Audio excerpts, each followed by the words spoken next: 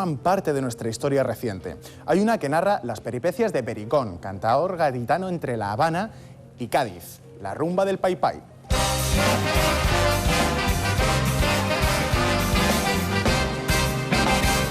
Pa' La Habana, caña y ron, se fue el Pericón de Cádiz.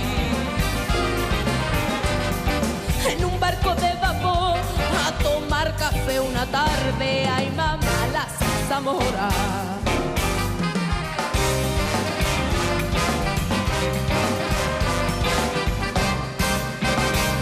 Cuando desembarcó, allí fueron a esperarle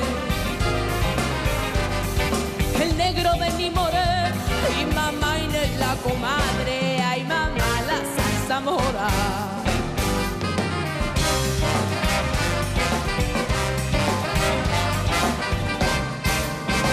Viene de La Habana, camino de Cádiz, armando lana, con el Pai Pai, para darle su harta a la rumba hay que echarle azúcar de caña, limón y aguacate, papaya y canela, guayaba y tomate, con agüita fresca que calor, comadre, cierra la ventana, que viene un mosquito que te va a picar, sa, te picó, te picó, te picó.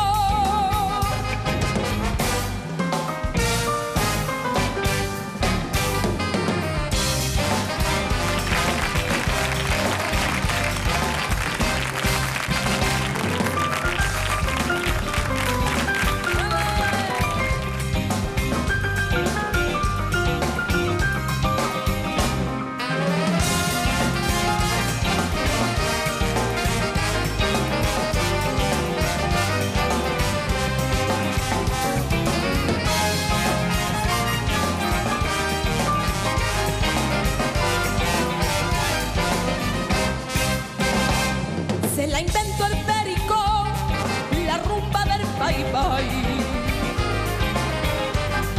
En Cuba con un tambor va una negra a camelarse, ay mamá, la zarzamora.